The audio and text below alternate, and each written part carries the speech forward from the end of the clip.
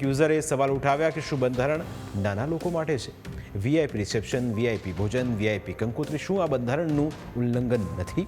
આ સવાલો વચ્ચે હવે એ સમજી લઈએ કે નિયમ શું છે અને તેનું ઉલ્લંઘન નેતાજીના લાડલા દીકરાના રિસેપ્શનમાં કેવી રીતે થયું? ઠાકોર સમાજના બંધારણનો નિયમ એ છે કે લગ્ન પ્રસંગે પત્રિકા છપાવી નહીં. જો સાદું કાર્ડ રાખવું હોય તો રાખી શકાશે, પણ અહીં મોંઘીદાટ લગ્ન કંકોત્રી છપાવવામાં આવી હતી. નિયમ છે કે સામાજિક પ્રસંગોમાં રાજકીય આગેવાનોની હાજરીનો આગ્રહ ન રાખવો, પરંતુ અહીં રાજકીય નેતાઓનો જમાવડો જોવા મળ્યો. નિયમ એવો છે કે જમણવારમાં એક જ મીઠાઈ રાખવી અને સાદો જમણવાર કરવો, પણ નેતાજીના ડૉક્ટર દીકરાના લગ્નમાં એકથી વધુ મીઠાઈ અને સારી આઈટમ રાખવામાં આવી હતી. નિયમ એવો પણ છે કે મામેરા કે જાનમાં ડીજે ન લઈ જવું, પણ અહીં તો ભવ્ય રાસ ગરબાનું આયોજન કરાયું. નોંધની બાબત એ છે કે ડીજે કરતાં રાસ ગરબામાં ખર્ચ પણ વધારે થતો હોય છે.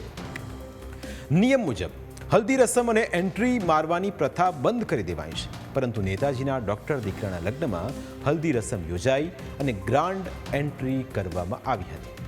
હવે આ રિસેપ્શન યોજાતા તો યોજાઈ ગયા, પણ હવે તેનો વિરોધ સોશિયલ મીડિયામાં ખૂબ થઈ રહ્યો છે. સૌ કોઈ નેતાજી દશરથ ઠાકોર સામે કાર્યવાહીની માંગ કરી રહ્યા છે. આ મામલે હારીજ તાલુકા 42 ગોળ ઠાકોર સમાજના આગેવાન મહેન્દ્રજી ઠાકોરે આક્ષેપ કર્યો કે દશરથજી ઠાકોરે લગ્ન પ્રસંગમાં ભેદભાવ રાખ્યો. તેમણે ઠાકોરોને અલગ અને વીઆઈપીઓને જમણવારમાં અલગ બોલાવ્યા. રાજકીય લાભ લેવા સમાજને અલગ કંકોત્રી અને વીઆઈપીને અલગ કંકોત્રી આપી હોવાનો તેમણે આક્ષેપ કર્યો. બંધારણનું ઉલ્લંઘન કર્યું છે અને એવું કહેતા હતા દરેક ગામડો ફરી ફરીને કે આપણે સમાજનું પાલન કરવાનું. જો જે વ્યક્તિએ બંધારણનું ઉલ્લંઘન કર્યું હોય તો તમે સમાજ શું કહેવા માગો? આ વ્યક્તિને દંડ થાય કે ના થાય? મારું તો એવું માનવું કે સમાજને આપણી મારા છોકરાના લગ્ન હોય તો મારે બધે માટે સમાંતર રાખવું જોઈએ. હું ઠાકોર સમાજનો દીકરો હું, પણ આ સાહેબે એવું ભેદભાવ રાખ્યો હોય કે ઠાકોરને અલગ બોલાયા અને બીજાને અલગ બોલાયા અને રિસેપ્શન રાખ્યું. ઠાકોરને માટે જમણવાર અલગ અને બીજા માટે જમણવાર અલગ. તો એ ઠાકોરનો દીકરો નથી અને દરેક ગામડામાં ફરે અને ચર્ચા કરે. અમે અહીંયાને અધ્યક્ષ સ્થાને બેહાર છે, છેલ્લું સ્ટેજ અહીંયાને આપો.